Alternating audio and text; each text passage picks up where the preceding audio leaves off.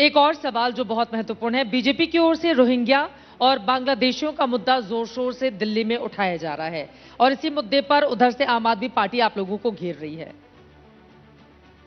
देखिए, जिनके विधायक, आम आदमी पार्टी के विधायक और नेता अपने लेटर हेड पे उनके फर्जी राशन कार्ड बनाए, उनके आधार कार्ड बनाए, उनके वोटर आईडी कार्ड बनाए, इससे बड़ा देशद्रोह का काम क्या हो सकता है? क्या देश विरोधी हरकत नहीं है कि आप दिल्ली के लोगों के जो हक हैं, उनके मुफ्त इलाज के, मुफ्त अनाज के, उनके पक्के मकान के, आप वो भी छीन रहे हो?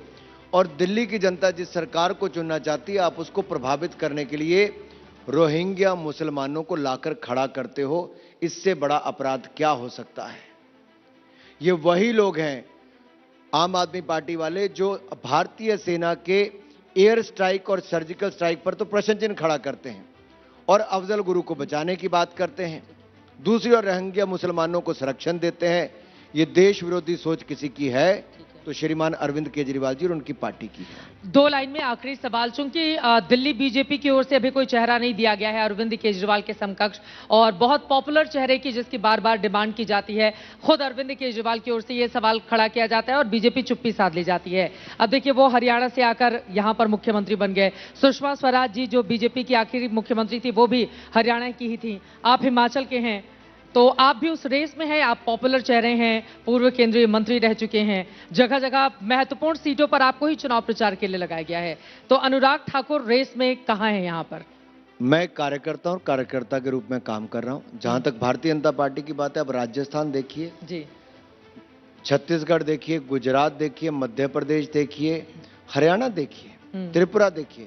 हमने चुनाव जीतने के बाद, जो आप में से किसी ने गैस नहीं किया था, हमने भाजपा के कार्यकर्ता को वहां का मुख्यमंत्री बनाया और उन्होंने ईमानदारी से सरकार को आगे बढ़ाया। दिल्ली में भी जो हमारे नेता चुनाव लड़ रहे हैं, उनमें से कोई एक दिल्ली का मुख्यमंत्री बनेगा। हमने जो बहनों से और बाकी सबसे वायदे किए हैं, 2500 रुपया महीना से लेके 21,000 रुपया गर्भवती महिला का हो, केजी से लेके पीजी की मुफ्त शिक्षा हो, 50,000 नौकरियां सरकारी और 20 लाख गैर सरकारी हो, नलकों से साफ जल और हवा साफ और यमुना जी को साफ करने के वायदे हो, ऑटो वाले, टैक्सी वाले, इन सब से जो वायदे किए हम उनको पूरा करके दिखाएंगे और दिल्ली में भाजपा की सरकार में भाजपा के कार्यकर्ता को मुख्यमंत्री बनाएंगे। अब नेताजी जितने बड़े बड़े दावे कर रहे हैं, उनके दावे का कितना दम दिखेगा? क्या जनता का अनुराग बीजेपी को मिलेगा या फिर द्वेष कायम रहेगा? अनुराग द्वेष की इस लड़ाई में अब दिल्ली में कहां खड़ी होगी बीजेपी इस बार, लगातार हमारी नजर बनी रहेगी। बहुत धन्यवाद अनुराग ठाकुर जी, एबीपी न्यूज के इस मंच पर आने के लिए। धन्यवाद।